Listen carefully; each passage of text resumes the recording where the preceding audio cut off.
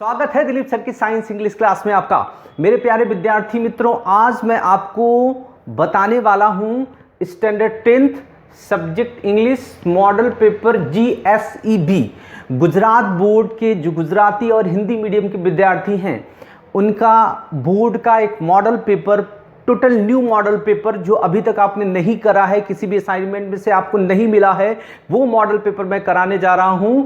आपको वीडियो के अंत तक बना रहना है। दोस्त अगर कोई नया हो तो चैनल को सब्सक्राइब कर दो, लाइक कर दो, शेयर कर दो और बेल आइकन को हिट करना ना भूलो।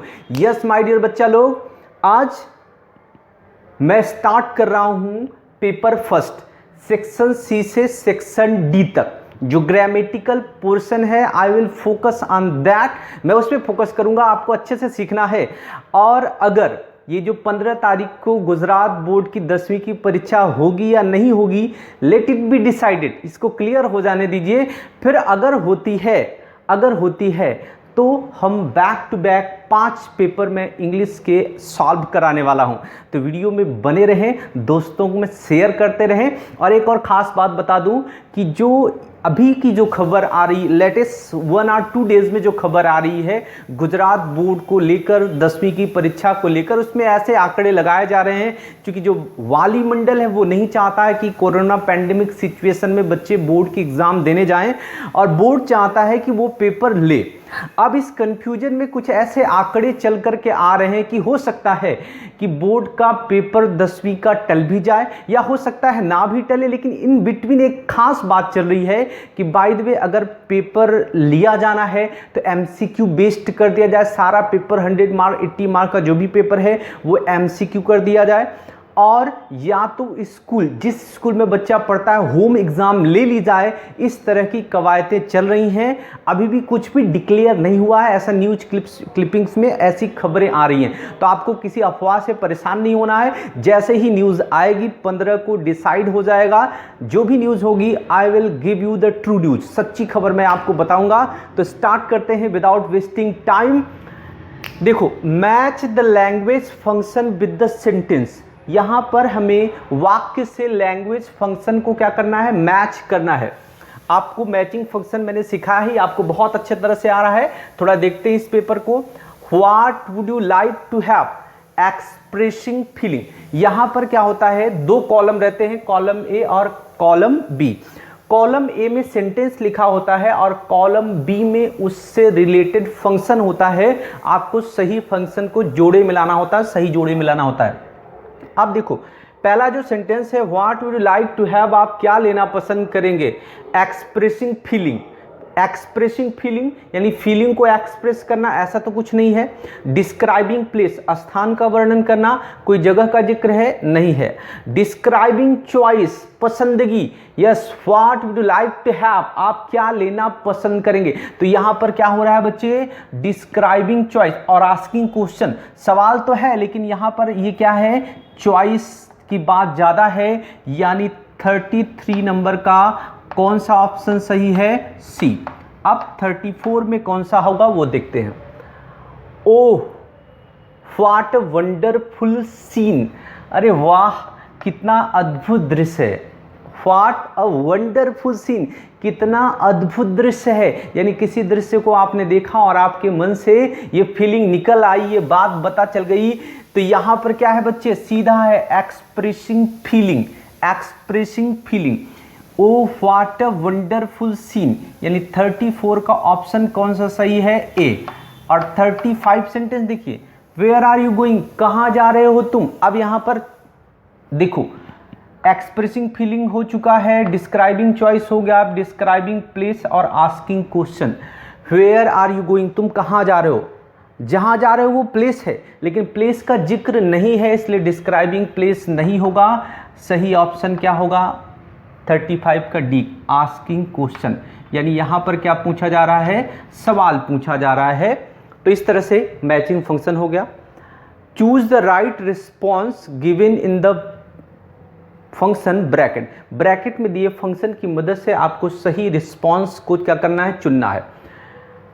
कन्वर्सेशन है, 2 लोगों के बीच की बात है, एक जन की बात लिखी है, दूसरे जन की बात नहीं लिखी है। ब्रैकेट में फंक्शन दिया है, उस फंक्शन बेस यहाँ पर 4 सेंटेंस दिए हैं, ऑप्शन आपको ऑलरेडी दिया है, सही ऑप्शन को चूज करके आपको सेंटेंस को फिलअप करना है। अनुज और बीना के बीच में बात हो रही है। अनुज ने बीना से कहा आई लव वॉचिंग बर्ड्स, मुझे चिड़ियों को देखना बहुत पसंद है। बीना डिस्क्राइबिंग कंट्रास्ट, बीना भी कुछ कहेगी लेकिन वो क्या डिस्क्राइब कर रही है, कंट्रास्ट। कंट्रास्ट मतलब विरोध। अब जब विरोध की बात आ गई तो आपको कुछ ध्यान में आना चाहिए कि कंट्रास्ट के लिए हम लोग कुछ कंजक्शन पढ़े हैं। अगर सेंटेंस में आता है बट एट स्टिल आता है, इंस्पाइट आता है, डिस्पाइट आता है, इंस्पाइट ऑफ, डिस्पाइट ऑफ, दो, हाउएवर, ऐसे कुछ कंजक्शंस हमने पढ़े हैं कि अगर वो सेंटेंस में आते हैं तो वो किसको शो करते हैं बच्चे, कंट्रास्ट शो करते हैं, विरोध शो करते हैं। अब पहला सेंटेंस देखो, Why did you not watch match, तुम मैच क्यों नहीं देखते। यहाँ पे कोई कंट्रास्ट है, क्वेश्चन में कोई कंट्रास्ट है, क्वेश्चन है do you love playing games, क्या तुम्हें खेल खेलना पसंद करता है, तो ये जवाब नहीं है सही। Where is the sport ground, खेल का मैदान कहाँ है, ये भी नहीं है क्योंकि यहाँ पर कंट्रास्ट की कोई बात नहीं है, कोई कंट्रास्ट वाला वर्ड्स नहीं है। But I like to watch the films, यहाँ पर देखो बच्चे बट आया है, that is the right answer क्योंकि यहाँ पे कंट्रास्ट वाला सेंटेंस आया है। But I like to watch, but I like to watch, क्या देखना पसंद करते हो, old films, but I like to watch old films. तो बच्चों यहाँ पर हमने क्या देखा, यहाँ पर हमने देखा कि यहाँ पर बट से सेंटेंस स्टार्ट हुआ है और उस बट आ गया तो इससे हमको क्या पता चल गया, यहाँ पर कंट्रास्ट है, विरोध है, इसलिए सेंटेंस सही है। नाउ अब कालिया और मनोज के बीच में बात हो रही है। कालिया की बात नहीं लिखी है, मनोज की बात लिखी है। मनोज कह रहे नो इट वाज इंटरेस्टिंग, नहीं यह रोचक था। एक्सप्रेसिंग फीलिंग, जब एक्सप्रेसिंग फीलिंग की बात आए तो वहाँ पर हमको थोड़ा सा ध्यान देना है। ध्यान क्या देना है कि अगर वो सेंटेंस थोड़ा एक्सक्लेमेटरी वाला हो, विस्मयादि बोधक वाला हो तो ज़्यादा बेटर होता है, बाकी सेंटेंस के भाव से हमको समझना है। ओह टायरसम, अरे बहुत ही थकाऊ था। इजंट इट, क्या यह नहीं था। अब देखो दूसरे सेंटेंस पे चलो, व्हाई वाज इट टायरसम, यह थकाऊ क्यों था। तो नो इट वाज इंटरेस्टिंग, यानी यह थकाऊ क्यों था, इस सवाल का जवाब मनोज ने नहीं दिया है। आर यू बिजी नाउ, क्या तुम व्यस्त हो, इस सवाल का भी ये जवाब नहीं है, no I was not busy. अब यहाँ दूसरा है which topic did you teach, कौन सा टॉपिक तुम पढ़ाए थे, ये भी अर्थ जवाब नो इट वाज इंटरेस्टिंग, इस सवाल का ये जवाब नहीं है। अब देखो ओह टायरसम, अरे थकाऊ, इजंट इट, क्या ये नहीं था, नो इट वाज इंटरेस्टिंग, नहीं है रोचक था। तो यहाँ पर कालिया ने क्या कहा, ओ टायरसम, अरे थकाऊ, पकाऊ, इजंट इट, क्या ऐसा नहीं था। अब चूंकि यहाँ पर दो बातें आ गई, ओ टायरसम भी वर्ड है जो एक्सक्लेमेशन को, फीलिंग को शो कर रहा है और साथ में सवाल भी है जिसका जवाब भी आ गया नो, नहीं यह थकाऊ नहीं था, यह कैसा था, इंटरेस्टिंग था। क्लियर। हिनल और सुहासी के बीच में बात हो रही है। हिनल ने कहा how come you are here in this mall, तुम इस मॉल में यहाँ कैसे। डिस्क्राइबिंग एक्शन, एक्शन का मतलब कोई काम हो रहा हो ऐसा। देखो अब है it is a good mall, यह बहुत अच्छा मॉल है, लेकिन ये एक यहाँ पर रीजन की बात नहीं है, यहाँ पर क्या है, एक्शन बताना है। How big this is mall, यह मॉल कितना बड़ा है। Where is the new mall, नया मॉल कहाँ है। Oh I often visit this mall, अरे मैं अक्सर इस मॉल की मुलाकात लेती हूँ। अब देखो यहाँ पर ऑफन, ऑफन ये फ्रिक्वेंसी बता रहा है और साथ साथ में विजिट ये वर्ब आ गई, मैं अक्सर इस मॉल की क्या करती हूँ, मुलाकात लेती हूँ। तो आपका ये वाला आंसर क्या है, सही है। ठीक। नाउ अब nearest meaning, nearest meaning find out the nearest meaning. एक वर्ड है उसके 4 और सिमिलर वर्ड्स दिए हैं, समान अर्थ वाले, आपको सही समझना। गिव अप का मतलब होता है कोई काम को छोड़ देना। ठीक है, कि चलो मैंने ये काम करना छोड़ दिया, लेफ्ट कर दिया। अब है टेक। टेक का मतलब क्या होता है? लेना, तो ये होगा नहीं। एबंडन का मतलब होता है छोड़ देना। गिव का मतलब हुआ देना। एडॉप्ट का मतलब होता है किसी चीज़ के अनुकूलित हो जाना। तो the right answer is abandon, छोड़ देना। आपको ध्यान रखना है कि जिस वर्ब के जिस फॉर्म में रहे, फर्स्ट फॉर्म में इधर है तो मीनिंग भी उसी फॉर्म में रहे, तब सही आंसर आता है। कंपेनियन। कंपेनियन का मतलब होता है साथी। साथ में जो सहकर्मी होते हैं उनको हम क्या बोलते हैं? कंपेनियन। कंपनी। कंपनी का मतलब भी आपको पता है, मिल कंपनी, फैक्ट्री। फो। फो का मतलब होता है दुश्मन या शत्रु। अब यहाँ पर दो चीज़ें, स्टूडेंट। स्टूडेंट का मतलब विद्यार्थी, और कलीग। कलीग का मतलब होता है सहकर्मी, साथ में काम करने वाला व्यक्ति। साथ में काम करने वाला व्यक्ति, साथ में यात्रा करने वाला व्यक्ति क्या होता है? कंपेनियन है। तो वो क्या हुआ? सही अर्थ, सिमिलर मीनिंग उसका क्या है? कंपेनियन। अब एग्जॉस्टेड। एग्जॉस्टेड का मतलब अत्यंत थका हुआ, बहुत ज़्यादा थका हुआ, इतना ज़्यादा थक जाए कि बहुत ज़्यादा थका, तो अत्यंत थका हुआ। एंथोजियास्ट। एंथोजियास्ट का मतलब होता है उत्साही। टायर्ड। टायर्ड का मतलब थका हुआ। एक्स्ट्रा, अतिरिक्त। एक्टिव का मतलब सक्रिय, तो यहां पर क्या होगा सही? टायर्ड। टायर्ड का मतलब बहुत ज्यादा थका हुआ है, exhaust. Complete the paragraph selecting the words given in bracket. यहां पर पैराग्राफ को भरना है, जो ब्रैकेट में वर्ड्स दिए हैं उनकी मदद से। करना क्या है? इनका थोड़ा सा अर्थ आपको जानना जरूरी है। सपोर्टिव। सपोर्टिव का मतलब हेल्पिंग नेचर के, मददगार। रिजल्ट मतलब परिणाम। प्रोवाइडेड मतलब उपलब्ध कराया। अब देखो, Rinki was selected for the competition. Rinki को कंपटीशन के लिए चुना गया। She was all the necessary things for the competition. Competition के लिए सभी जरूरी चीजें। अब यहां बच्चों एक बात पर ध्यान दो, 4 ऑप्शन है, सपोर्टिव, रिजल्ट, प्रोवाइड। अब यहां पर आप क्या देख रहे हो? वाज लिखा है। वाज है तो केवल 2 ऑप्शन होगा। Is am are was were हो तो कितना ऑप्शन? 2 ऑप्शन। कौन सा ऑप्शन है? या तो वाज के बाद वर्ब में आईएनजी आए, पास्ट कॉन्टिन्यूस में हो, या वाज के बाद वर्ब की थर्ड फॉर्म आए, यानी सेंटेंस क्या हो? पैसिव वॉइस में हो। अब यहाँ 3 ही ऑप्शन दिया है, सपोर्टिव, रिजल्ट, प्रोवाइडेड। यहाँ पर सपोर्टिव हेल्पिंग हुआ, रिजल्ट परिणाम हुआ, प्रोवाइडेड यही एक वर्ड है जो क्या है? यहाँ पर वर्ब की थर्ड फॉर्म है, तो यहाँ पर बच्चे क्या होगा? प्रोवाइडेड। बाकी और कुछ भी वर्ड आने के कोई भी पॉसिबिलिटी नहीं है, ठीक है। तो यहाँ पर पहले नंबर पर आया provided. She was provided all the necessary things for the competition. She has parents, उसके माता पिता हैं, सो they help her a lot, जिससे वो उसकी बहुत ज़्यादा क्या करते हैं? मदद करते हैं। कैसे माता पिता होंगे? परिणाम वाले होंगे कि सपोर्टिव? Yes, supportive. तो सेकेंड नंबर पे आ जाएगा she has supportive.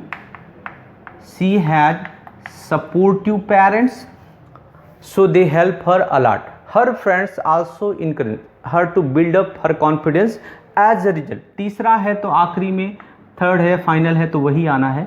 As a result, परिणाम स्वरूप she perform best in the competition, उसने प्रतिस्पर्धा में अच्छा प्रदर्शन। देखो बच्चों आगे, complete the sentence using the function in the bracket. Bracket में जो फंक्शन दिया है उसकी हेल्प से, उसकी मदद से हमें ये सेंटेंस को पूरा करना है। मनोज इज, ब्रैकेट में दिया है डिस्क्राइबिंग एक्शन। डिस्क्राइबिंग एक्शन में मतलब कोई ना कोई काम होना चाहिए, काम चलता रहना चाहिए, होता रहना चाहिए, या होता है ऐसा अर्थ आना चाहिए। 4 ऑप्शन है बच्चे। थैंक यू सो मच, बहुत बहुत धन्यवाद। Manoj is thank you so much, इसमें कोई एक्शन है? नहीं है। स्टडीइंग फॉर इंग्लिश, देखो इज आया है तो 2 ऑप्शन होने चाहिए, एक तो क्या आईएनजी वाला हो या तो वर्ब की थर्ड फॉर्म वाला हो। अब एट 11 AM, यहाँ टाइम की बात है इसलिए नहीं होगा। Celebrated in our school with great enthusiasm, sentence समझो। Manoj is celebrated in our school, Manoj को बड़े उत्साह के साथ हमारे स्कूल में मनाया गया था। मनोज कोई प्रोग्राम है क्या? नहीं है, इसलिए सेंटेंस बच्चे क्या होगा? रॉन्ग है, ये सेंटेंस नहीं होगा। ऑप्शन नंबर कौन सा सही है? B, studying for English test. Manoj is studying for English test. Manoj क्या कर रहा है? इंग्लिश टेस्ट के लिए पढ़ाई कर रहा है। स्टडीइंग फॉर इंग्लिश टेस्ट, ये क्या है? सही आंसर है। ये हो गया describing action. Now the school bell will ring, school की घंटी बजेगा। स्पेसिफाइंग टाइम, एग्जैक्ट टाइम आपको बताना है यहाँ पर। एट 7 AM, 7 बजे। दो he was given the gift, उसे यद्यप उपहार दिया गया था। यहाँ टाइम का कोई जिक्र नहीं है। हुज पर्स वाज स्टोलन, जिसका पर्स चोरी कर लिया गया था, यहाँ भी टाइम नहीं है। Clean the house since 2019, clean the house, घर को 2019 से साफ किया। वैसे यहाँ टाइम तो है, लेकिन यहाँ घंटी बजाने की बात है और उसकी बात नहीं है।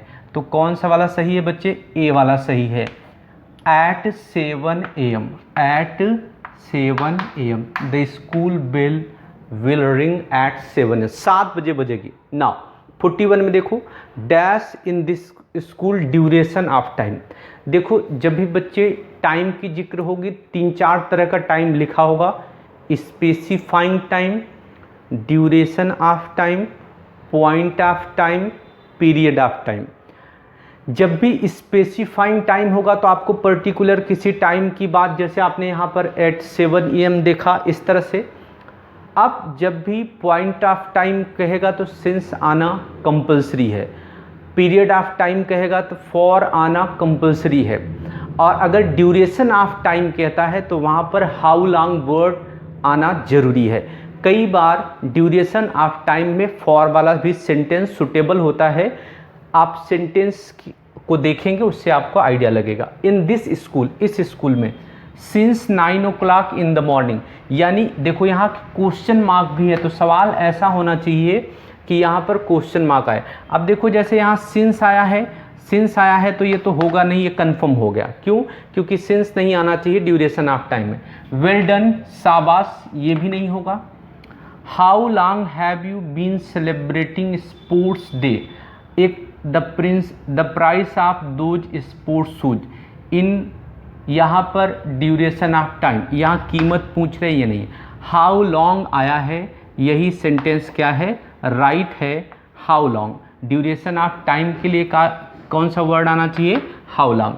How long have you been celebrating sport day. अब है ज्वाइन द सेंटेंस, कंजक्शंस की मदद से हमें वाक्यों को जोड़ना है। गार्गी गॉट एंग्री, गार्गी गुस्सा हो गई। She left the class, class छोड़कर चली गई। ऑप्शन यहाँ पर दिया है 3। And, but, are.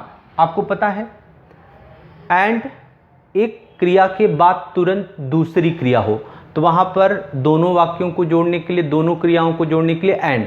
बट विरोधी अर्थ हो तो but.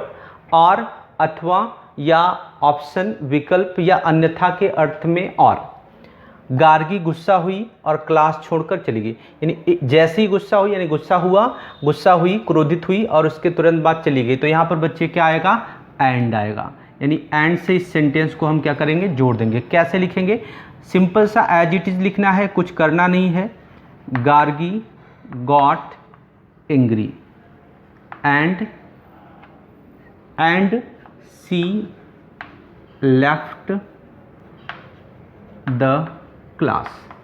And left the class भी लिख सकते थे, ठीक। The man had great strength, he fought bravely in the battle. व्यक्ति के पास बहुत ताकत थी, वह बहुत बहादुरी से युद्ध के मैदान में लड़ा। दो विरोधी अर्थ आए तो दो आता है, यद्यप फिर भी अर्थ होता है।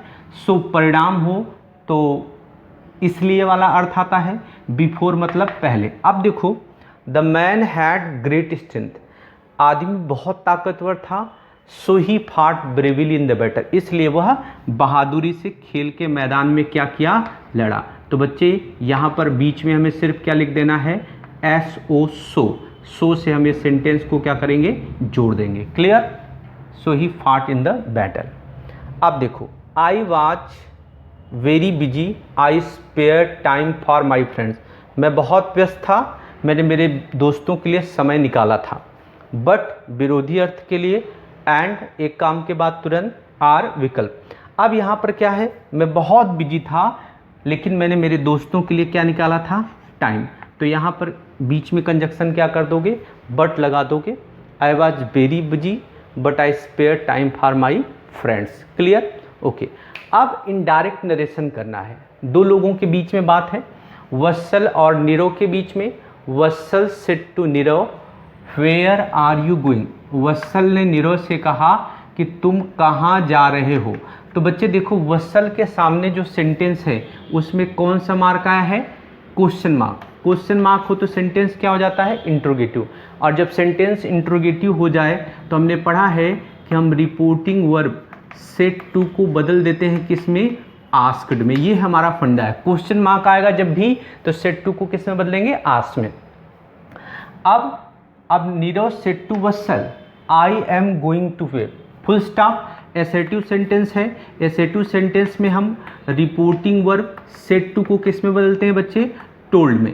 लेकिन हमने एक चीज़ देखा है, अगर क्वेश्चन का आंसर दिया है, यानी पहले किसी ने क्वेश्चन पूछा हो और उसका आंसर दिया हो, तो अब हम उसे किस में बदलते हैं, रिप्लाइड या आंसर्ड में बदल देते हैं। अब देखो अगला सेंटेंस किससे स्टार्ट है, लेट्स। हमें पता है अगर सेंटेंस लेटर अथवा लेट्स से स्टार्ट हो तो हम रिपोर्टिंग वर्ब यानी सेड टू को सजेस्टेड टू या प्रपोज टू में क्या करते हैं, बदल देते हैं। ये हमारा रूल्स होता है। चले आ जाते हैं, वत्सल सेड टू नीरव, कौन सा मार्क आया, क्वेश्चन मार्क। तो इनडायरेक्ट में बना है सेंटेंस, खाली जगह में दिया है, वर्ड्स अपने को भरना है। अब यहाँ पे है टोल्ड लिखें, आस्क्ड लिखें, सेड लिखें, कौन सा मार्क आया है, क्वेश्चन मार्क। तो हमने पढ़ लिया, जब भी क्वेश्चन मार्क आएगा तो सेड टू को किस में हम टर्न करने वाले हैं, आस्क्ड में। यानी हमको यहाँ पे क्या लिखें, कास्ट। Where he was going, Nirav suggested replied as. अब देखो दूसरा सेंटेंस है, जब पूछा वत्सल ने कहाँ जा रहे हो तो उसने कहा मैं बाजार जा रहा हूँ, खेलने जा रहा हूँ। अब सवाल का जवाब दिया है तो सजेस्टेड तो नहीं होगा, आस्क भी नहीं होगा, क्या होगा, रिप्लाइड। एसेटिव सेंटेंस है, वैसा होता तो हम लोग क्या लिख देते, टोल्ड, लेकिन सवाल का जवाब दिया तो क्या, replied. That he was going to. अब देखो यहाँ गोइंग टू, अब टू के बाद हमेशा वर्ब की फर्स्ट फॉर्म ही आएगी। प्ले है, प्लेज है, प्लेड है। प्लेज भी वर्ब की फर्स्ट फॉर्म है लेकिन इसमें क्या जुड़ा है, एस। प्लेड सेकेंड फॉर्म है, इसके चांस खत्म, तो सिर्फ क्या आएगा, प्ले, PLAY, प्ले।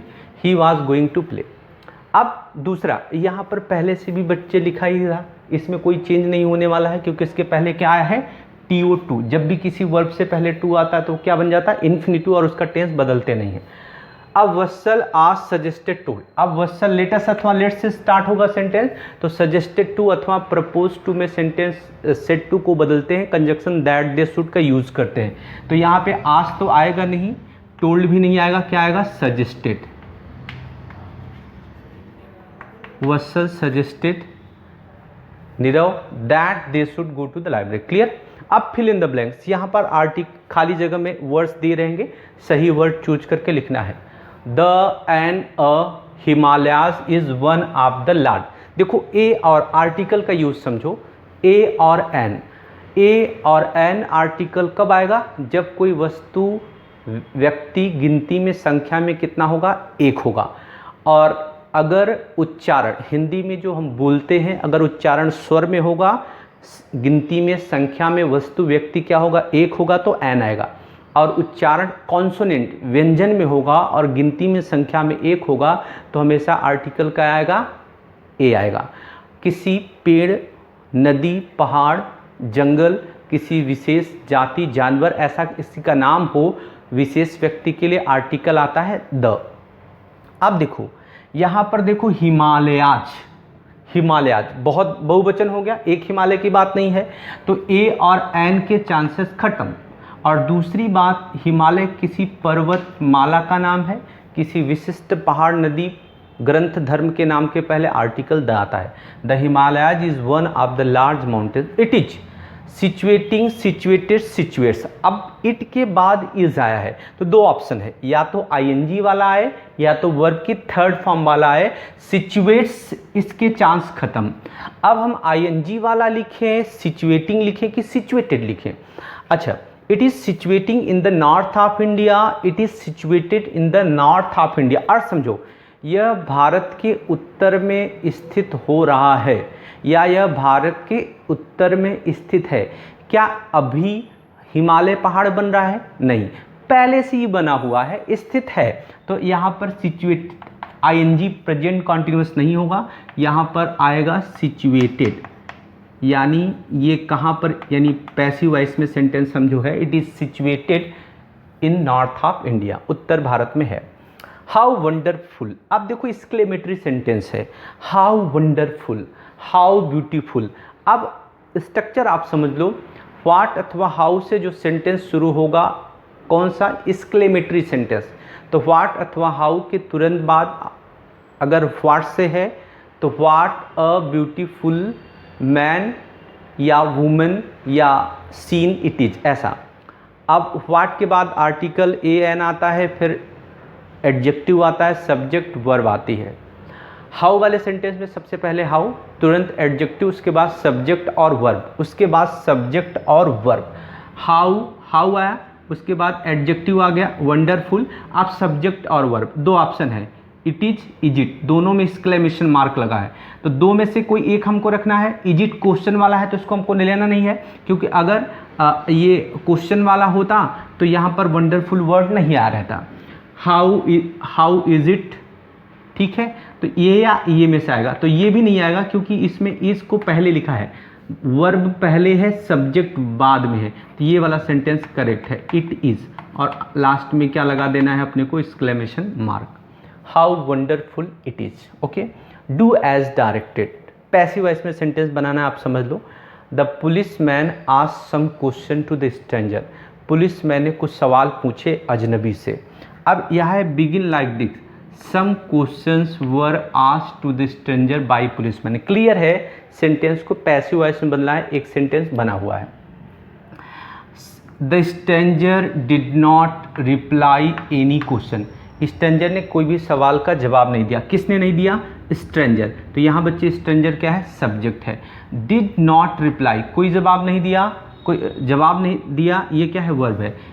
किसका जवाब नहीं दिया? किसी भी सवाल का, ये क्या है? ऑब्जेक्ट। फंडा आपको पता है कि हम ऑब्जेक्ट को कहाँ पे लिखते हैं? सब्जेक्ट जगह, सब्जेक्ट को बाय लगा ऑब्जेक्ट जगह। अब यहाँ पर ऑब्जेक्ट क्या है? एनी क्वेश्चन, लिख लिया एनी क्वेश्चंस, ठीक है, एनी क्वेश्चंस। सब्जेक्ट को बाय लगा ऑब्जेक्ट जगह पे, bye the stranger, any question by the stranger. Okay, अब डिड नॉट रिप्लाई, वर्ब का टेंस पहचानिए। डिड आ गया तो पक्का पता चल गया सेंटेंस किस में है? पास्ट में है।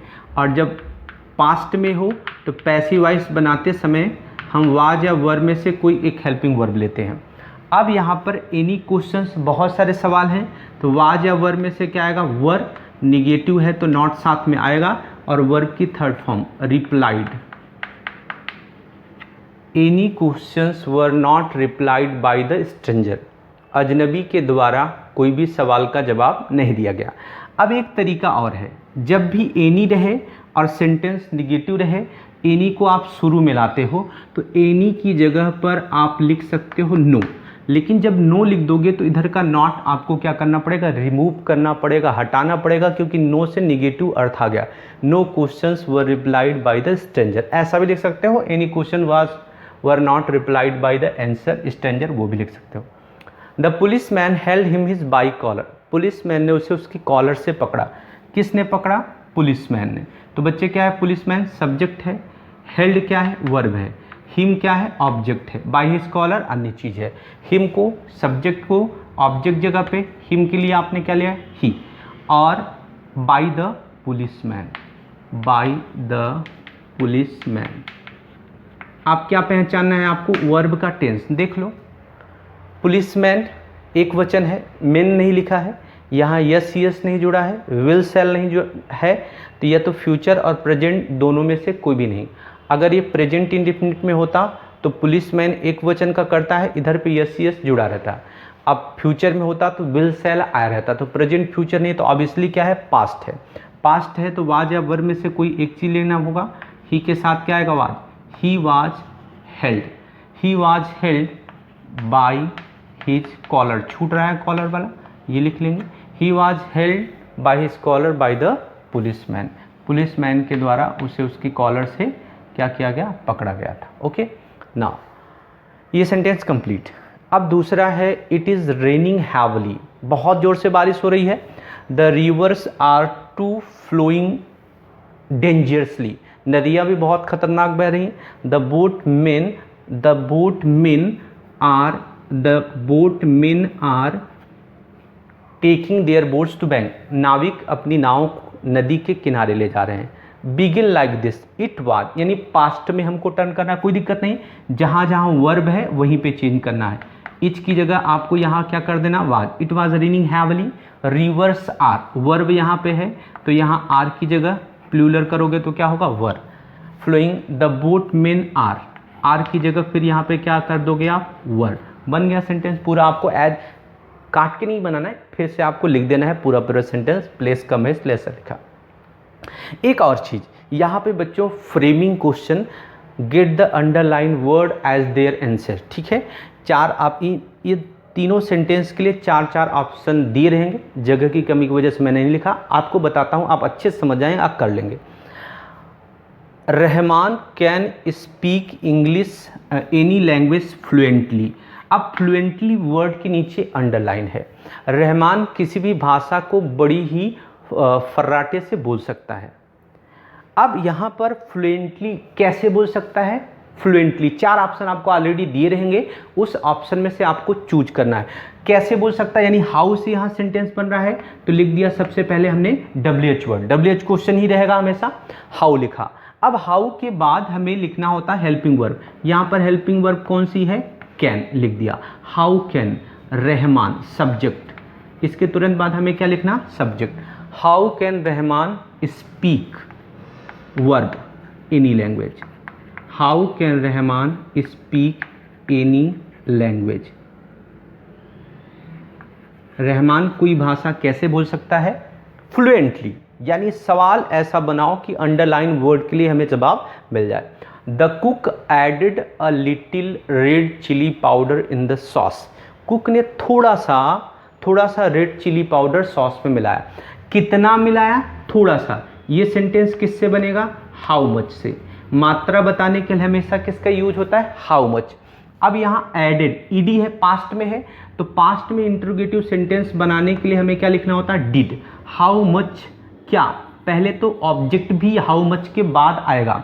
How much red chilli powder, how much red chilli powder, यानी आपको ध्यान रखना है हाउ मच, हाउ मेनी के साथ कई बार ऑब्जेक्ट आता ही है। How much red chilli powder did, क्या नाम है इनका, द कुक ऐड, एडेड की जगह यहाँ पे सिर्फ क्या लिखोगे, add. How much red chilli powder did the cook add in the sauce, ठीक है, आपको ध्यान रखना है इस तरह से। Question mark. विवेक है join gym for building his body, ये देखो फॉर बिल्डिंग हिज बॉडी, अपनी बॉडी बनाने के लिए विवेक ने क्या करा है, जिम ज्वाइन किया है। अच्छा, फॉर बिल्डिंग हिज बॉडी क्यों ज्वाइन किया है, for building his, for word के नीचे अंडरलाइन है, रीजन आया तो क्या बनाएंगे, सबसे पहले व्हाई, फिर हेल्पिंग वर्ब, देखो यहाँ पर हैज है तो ले लिया, फिर सब्जेक्ट, सब्जेक्ट कौन है, विवेक। व्हाई हैज विवेक, वर्ब की थर्ड फॉर्म ही आती है प्रेजेंट परफेक्ट में, ज्वाइन द जिम, विवेक ने जिम क्यों ज्वाइन किया है, तो हमें आंसर मिल गया, Vivek has join the gym for building his body, यानी विवेक ने अपनी बॉडी बनाने के लिए जिम में क्या किया है, जिम में जुड़ा है, ज्वाइन है। Yes my dear, I hope कि आप सबको वीडियो पसंद आई होगी, आपको अच्छे से समझ में आया होगा इस पेपर का पूरा ग्रामेटिकल पोर्शन, ठीक है। अब नेक्स्ट टर्न में हम सीखेंगे अगला paper. Thank you for watching the video till then, bye bye. एक और गुजारिश दोस्तों, आपने वीडियो को अंत तक देखा उसके लिए आपको धन्यवाद। थोड़ी सब्सक्राइबर की संख्या बढ़ाइए, थोड़ा अपने दोस्तों को शेयर कीजिए। Thank you.